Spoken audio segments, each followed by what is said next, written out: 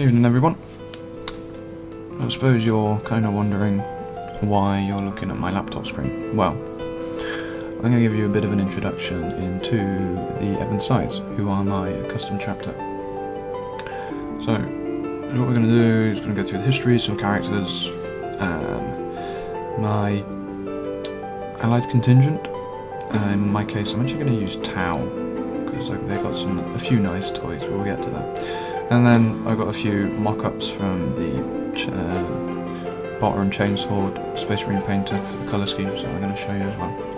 So, let's do a bit of a brief history. Wait for the camera to focus in.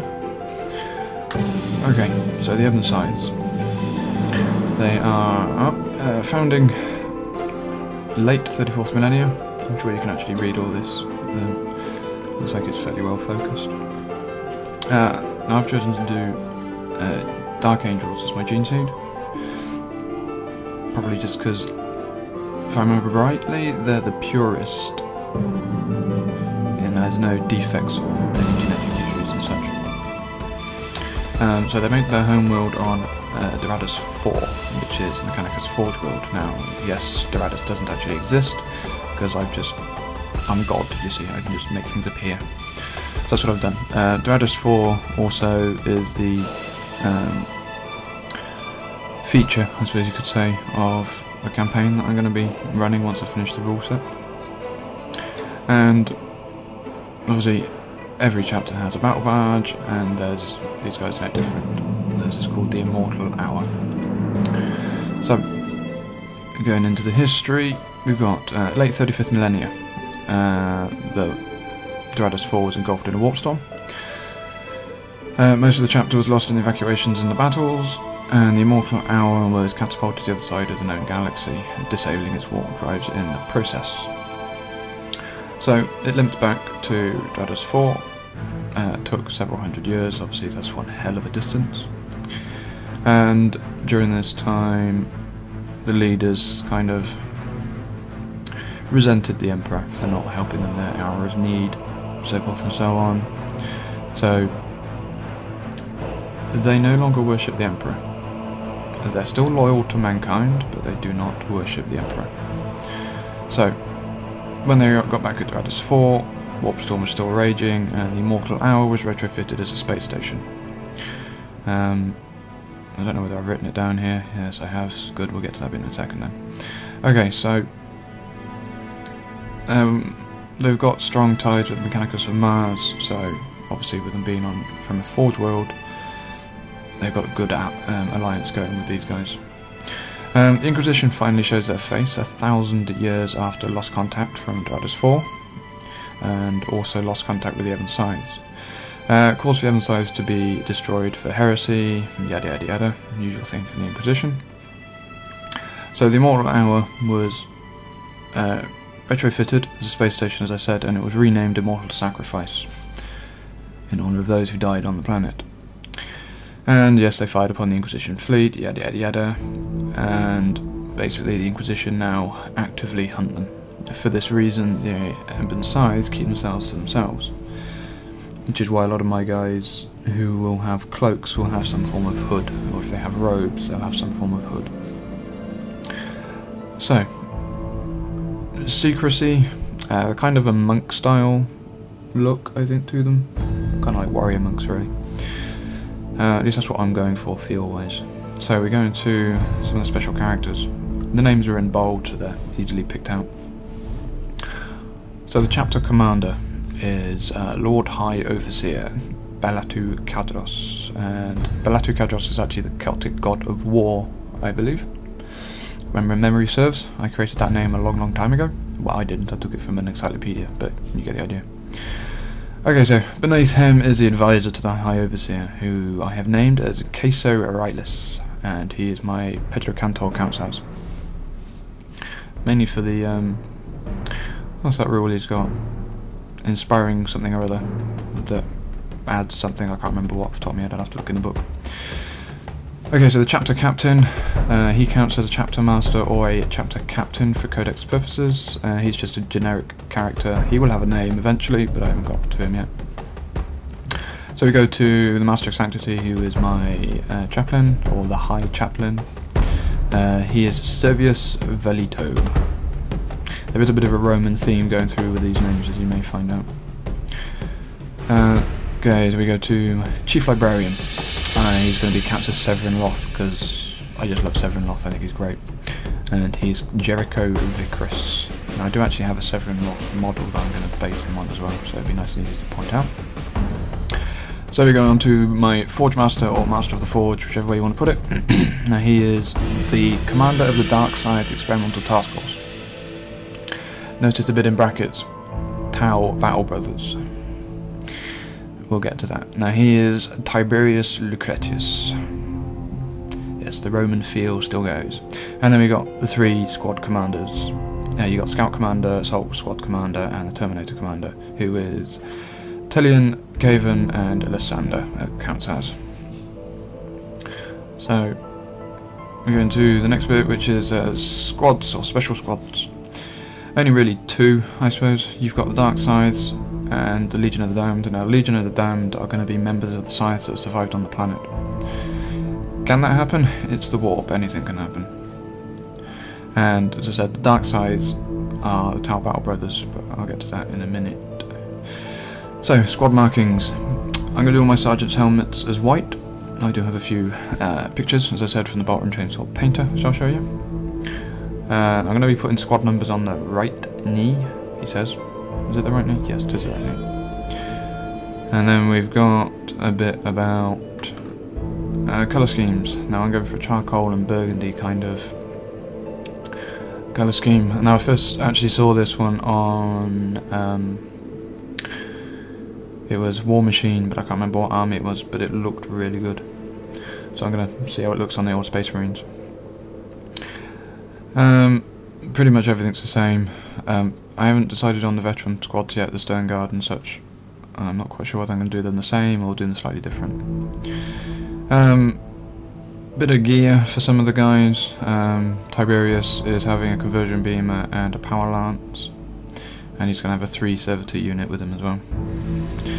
And the chapter master and chapter captain are identical, except for the fact that one has orbital bombardment, the other one doesn't.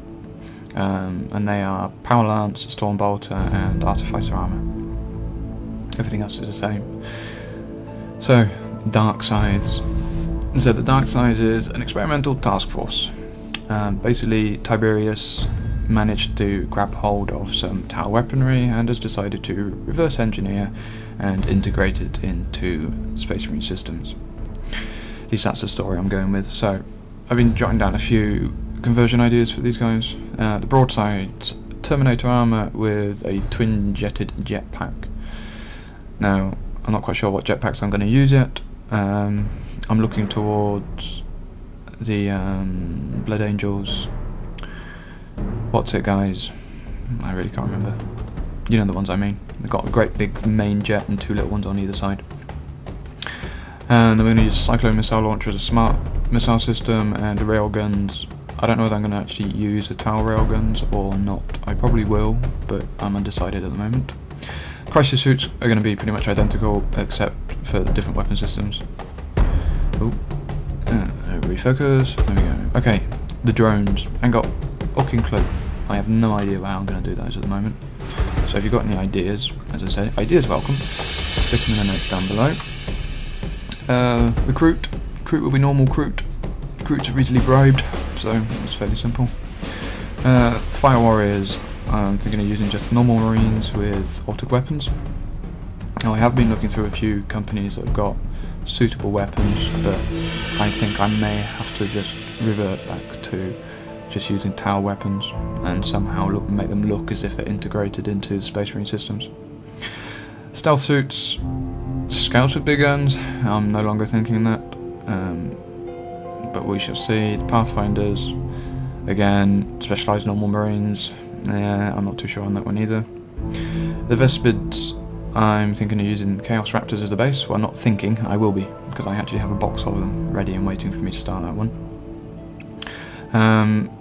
And they'll probably use, I'm not quite sure what jetpacks. I might leave the ones that are on there already, just make them look less chaosified. and give them the wings from the Blood Angel set that I can't remember the name of because it's just escaped my mind at the moment. Okay, piranhas. I'm thinking of using the jet bikes from Blood and Skulls Industries, Machinator from eBay.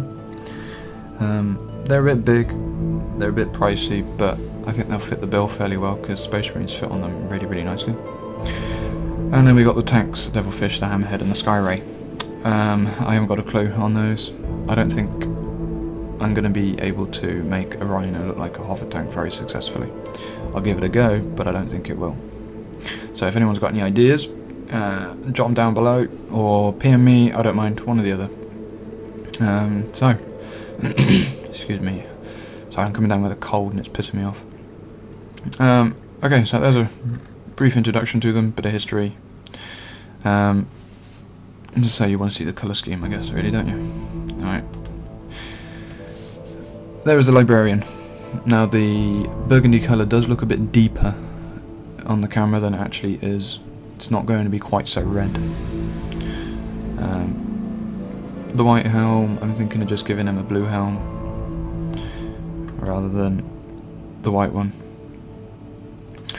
And we've got Terminator Sergeant, white helm as you can see, and the burgundy being the more dominant of the two colours on them. Now the white, I'm going to do a sort of, I'm going to try and see if I can pull off a kind of a blue shading to them, but we'll see.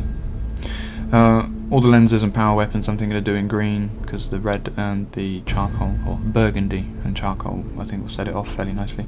Anyone of you got any other ideas, let me know. Normal Terminator just has charcoal helm rather than the black one, white one even. Trooper Sergeant. All my sergeants will have cloaks and they will have some form of tabard and they will probably have a hood, but I haven't entirely decided. As I said earlier, they will have hoods. I'm thinking they will have hoods. Green stuff skills on hoods isn't actually too bad because I put them on my scout squads. So, let's see with them. The charcoal is being the more dominant of the two colours on this one, and ignore that because none of my guys will have the Imperial Eagle. They'll have the skull, but no Imperial Eagles. Oh, and not all of them are going to be in the Mark 8 chest either, because I can't find that many of them. Okay, and then we just got the standard trooper there.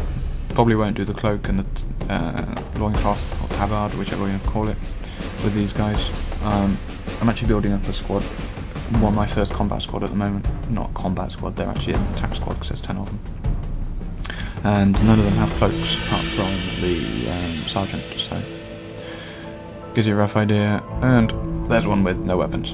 Again, ignore the cloak and the loincloth. And we go back to him. So, that's what I'm going for. The scouts, I've actually primed one up, who is here. Apologies for the light, and there's getting glare on the screen.